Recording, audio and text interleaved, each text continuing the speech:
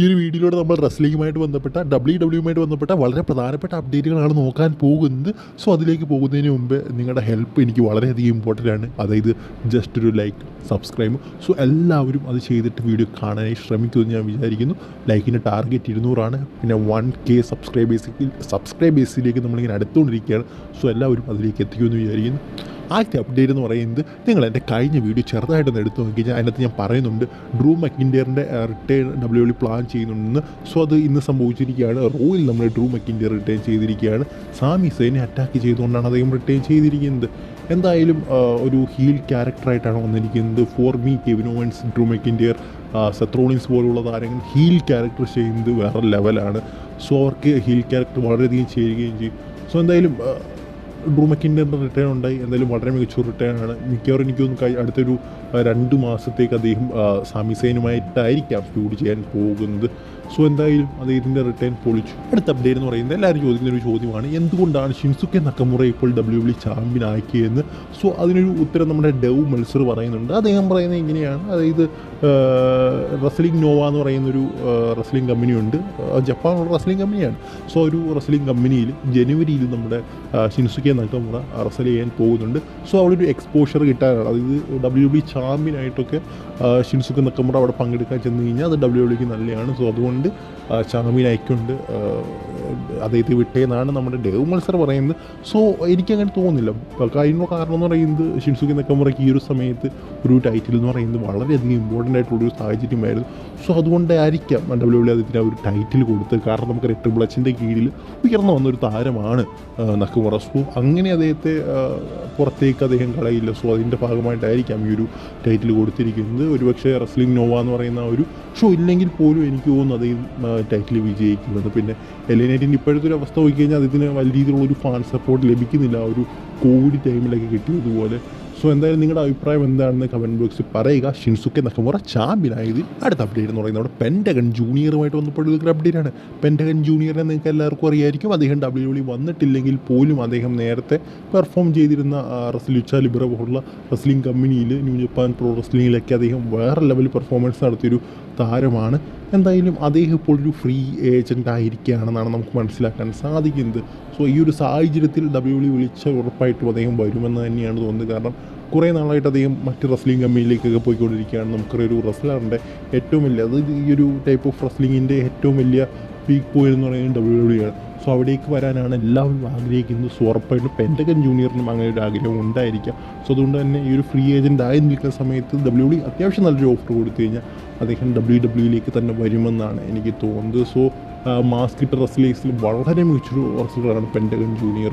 So എന്തായാലും അദ്ദേഹത്തിന് WWE വെറുതെ കളയില്ല എന്ന് നമുക്ക് വിചാരിക്കാം. പിന്നെ പഴയതുപോലെ മാസ്കിട്ട് റെസ്ലേഴ്സിന് ഇപ്പോൾ വലിയ ഡിമാൻഡില്ല, സത്യമാണ്. പണ്ടൊക്കെ മാസ്കിട്ട് റെസ്ലേഴ്സ് എന്ന് പറഞ്ഞു കഴിഞ്ഞാൽ ഭയങ്കര ഡിമാൻഡാണ്, എല്ലാവർക്കും ഇഷ്ടമാണ് മാസ്കിട്ട് റെസ്ലേഴ്സ്. ബട്ട് ഇപ്പോൾ നോക്കുകയാണെങ്കിൽ റെമസ്റ്റിക് ആണെങ്കിലും അത് കഴിഞ്ഞ് വന്ന സൂപ്പർ സ്റ്റാർസിനൊക്കെ ആണെങ്കിലും ആ ഒരു ഡിമാൻഡ് വരുന്നില്ല. സോ അതെന്താണെന്ന് അറിയില്ല.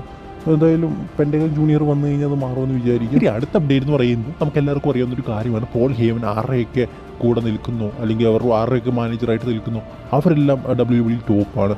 സോ എല്ലാവരും പറയുന്നൊരു കാര്യമാണ്, ഇപ്പോഴത്തെ ഒരു കഴിവും ടാലൻറ്റും ഒക്കെ വെച്ച് നോക്കുമ്പോൾ ഭാവിയിൽ ബ്രോൺ ബ്രേക്കറിൻ്റെ മാനേജറായിട്ട് നമ്മുടെ വൈസ്മാൻ പോൾ ഹേമൻ വരണമെന്ന് പലരും പറയുന്നുണ്ട്. എന്തായാലും ഈ ഒരു ചോദ്യം നമ്മുടെ ബ്രോൺ ബ്രേക്കറിനോട് ചോദിച്ചപ്പോൾ അദ്ദേഹം പറഞ്ഞ കാര്യം എന്ന് പറയുന്നത്, തനിക്കും താല്പര്യമുണ്ട് അത്, പക്ഷേ എപ്പോൾ നടക്കുമെന്ന് അറിയില്ല. ഓൺ ദി റോഡിൽ, അതായത് മുന്നോട്ട് പോകുമ്പോൾ നോക്കാം എന്നാണ്, അല്ലെങ്കിൽ മുന്നോട്ട് പോകുമ്പോൾ നിങ്ങൾക്ക് കാണാൻ സാധിക്കുമായിരിക്കും എന്നാണ് നമ്മുടെ ബ്രോൺ ബ്രേക്കർ പറയും. So brown breaker highly talent ആയിട്ടുള്ളൊരു റെസ്ലറാണ്. അദ്ദേഹത്തിൻ്റെയൊക്കെ റെസ്ലിംഗ് കാണാൻ ഭയങ്കര രസമാണ് സത്യം പറഞ്ഞു കഴിഞ്ഞാൽ. അദ്ദേഹത്തിൻ്റെ, അതുപോലെ നമ്മുടെ ജേക്കബ് ഫൊട്ടുവിൻ്റെ ഒക്കെ കാണുമ്പോൾ നമുക്ക് എന്താ പറയുക, രോമാഞ്ചം വരും. അങ്ങനത്തെ ഇപ്പോൾ നമ്മുടെ ബ്രോൺ ബ്രേക്കർ മാത്രമല്ല, മറ്റേ സുനാമി അടിക്കുന്ന, ഫിനിഷർ അടിക്കുന്ന പുള്ളിയുടെ പേര് ഞാൻ മറന്നുപോയി.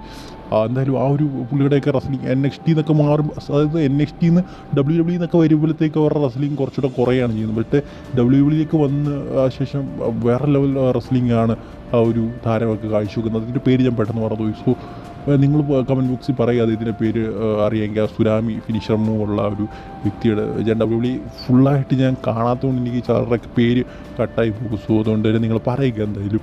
സോ അവരൊക്കെ വേറെ ലെവൽ റെസ്ലിംഗ് ആണ്, ഭയങ്കര രസമാണ്. കണ്ണൂർ ഈ സെത്ത് റോളിൻസിൻ്റെയും സാമി സൈൻ്റെയൊക്കെ റെസ്ലിംഗ് കാണുന്നതിനേക്കാളിലൊക്കെ വേറെ ലെവൽ റെസ്ലിംഗ് ആണ് ഈ യുവതാരങ്ങൾ വന്നിട്ട് കാഴ്ചവെച്ചുകൊണ്ടിരിക്കുന്നത്. സോ ഇങ്ങനത്തെയൊക്കെ റെസ്ലിംഗ് ആണ് നമുക്ക് ആവശ്യമെന്ന് പറയുന്നത്. സോ എന്തായാലും അതിനെക്കുറിച്ചുള്ള അഭിപ്രായം നിങ്ങൾ കമൻറ്റ് ബോക്സിൽ പറയുക. അടുത്ത അപ്ഡേറ്റ് എന്ന് പറയുന്നത് നിങ്ങളെല്ലാവരും കണ്ടു കാണും, നമ്മുടെ ബിഗ്ഗി ഇന്ന് റിട്ടേൺ ചെയ്തിരിക്കുകയാണ്. എന്തായാലും ഇന്നത്തെ ആ ഒരു ന്യൂഡേ 10th ആനിവേഴ്സറി സംഭവത്തിൽ നമ്മൾ എല്ലാവരും വിചാരിച്ചൊരു സംഭവം എന്ന് പറയുന്നത് കോഫി കിസ്റ്റനും സേവിയർ വുഡ്സും അവർ അങ്ങോട്ടും ഇങ്ങോട്ടും അടി ഉണ്ടാകുമെന്നാണ്. പക്ഷെ അങ്ങനെയൊന്നുമല്ല സംഭവിച്ചിരിക്കുന്നതെന്ന് വെച്ച് കഴിഞ്ഞാൽ അവരൊന്നിച്ചു. ബട്ട് ബിഗ്ഗി ഇതിലൂടെ ഇന്ന് പോകേണ്ട ഒരു രീതിയിലേക്ക് വന്നിരിക്കുകയാണ്. അതായത് ബിഗ്ഗി പറയുന്നുണ്ട് എനിക്ക് ഇനിയും തിരിച്ചു വരാൻ സാധിക്കില്ല, ഞാൻ നിങ്ങളുടെ മാനേജറായിട്ടൊക്കെ നിൽക്കാമെന്നൊക്കെ അവരോട് പറയുന്നുണ്ട്. ബട്ട് സേവിയർ വുഡ്സും കോവിഷനും പറയുന്നത് അതിൻ്റെ ഒന്നും ആവശ്യമില്ല, ഞങ്ങൾക്ക് മാനേജറിൻ്റെ ഒന്നും ആവശ്യമില്ല, നിൻ്റെ ആവശ്യമുള്ളപ്പോൾ ഞങ്ങൾ വിളിച്ചോളാം, നീ ഒരിക്കലും ഇഞ്ചറിയിൽ നിന്നും മുക്തനായിട്ട് വരാൻ പോകുന്നില്ല എന്ന് പറഞ്ഞുകൊണ്ട് അദ്ദേഹത്തെ വളരെയധികം വിഷമിപ്പിച്ചുകൊണ്ട് പുറത്തേക്ക് വിടുകയായിരുന്നു ബിഗ്ഗിയെ. നമുക്കറിയാം ബിഗ്ഗി പവർ ഓഫ് പോസിറ്റിവിറ്റിയാണ്. ബട്ട് അദ്ദേഹം ഇന്ന് വളരെയധികം വിഷമത്തിലാണ് നടന്നുപോയത്.